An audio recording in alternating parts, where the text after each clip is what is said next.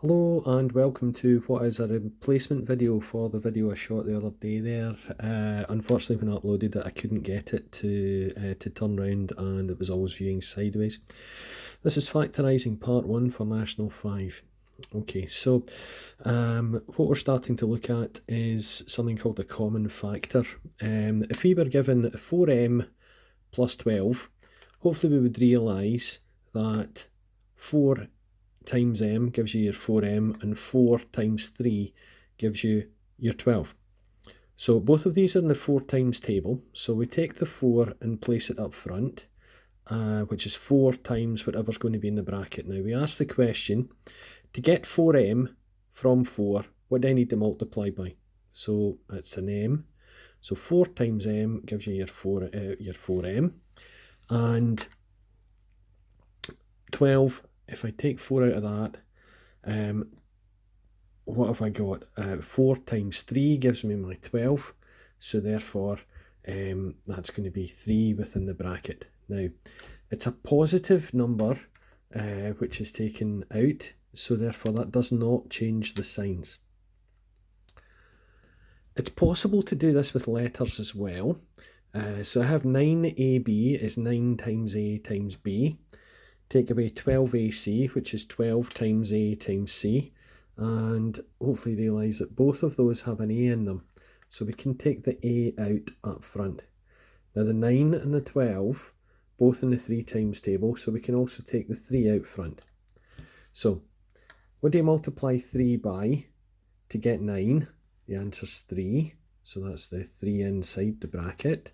And the a and the b need to multiply, so there would be 3b inside the bracket here. Similarly with the second term, 3 times 4 gives me my 12. The a is already taken out and there's a c there as well, so there's going to be a c left within the bracket. So that's 3a times 3b take away 4c. Okay. What sometimes happens is you're sometimes left with squares and cubes and so on, and other such things which can sometimes be a bit confusing. And the thing to remember is that the power, the number up to the top right, tells us how many p's are being multiplied. So that's p times q, and 2 times p times q, because there's 2 q's when we square them. That means that both of these terms, both of these items, have pq within them. Okay, so pq comes out up front, and that leaves p times q times p to give me p squared 2, so that's 2 p's multiplying and a q, and 2 lots of q left on the right hand side of the bracket. pq times 2q gives you 2 times p times q, or 2 times pq squared. Okay, so that's it for common factor.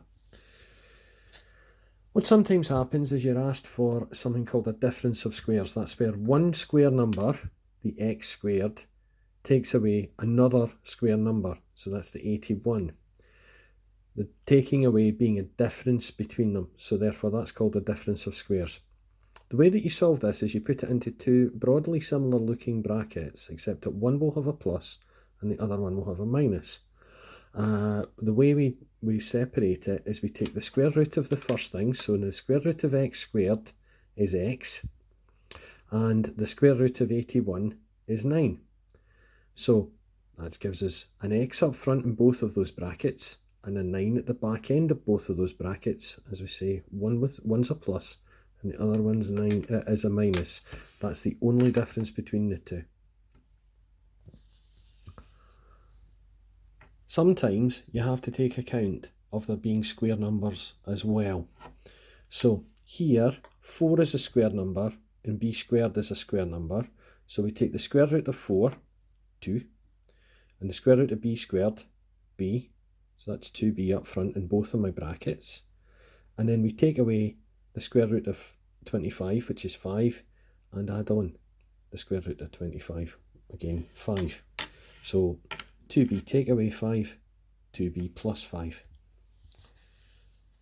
Sometimes they combine the two. So here what's happened is we have 2 times x squared and 2 times 9. So if I take this common factor of 2, and the instruction is factorised, I have partly factorised when I take the 2 out and leave myself with x squared minus 9. Now you need to be really careful with this, because what you need to watch on is that that is in fact a difference of squares within the bracket. So if we take the square root of the x squared, it gives me x, and the square root of the 9, it gives me 3, again one with a minus and one with a plus, 2 brackets in total. You need to be really, really careful of this sort of trap.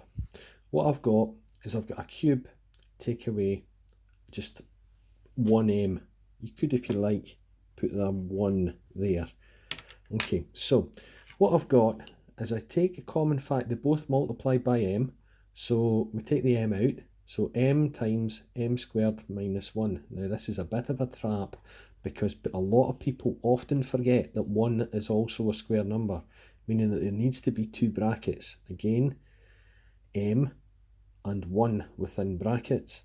The first one having a minus and the second one having a plus. You can write them the other way around, because at the end of the day, 2 times 3 is 6 and 3 times 2 is also 6. So they both give you the same answer. Just be careful with that, and good luck in trialing the first part of factorising. Thank you.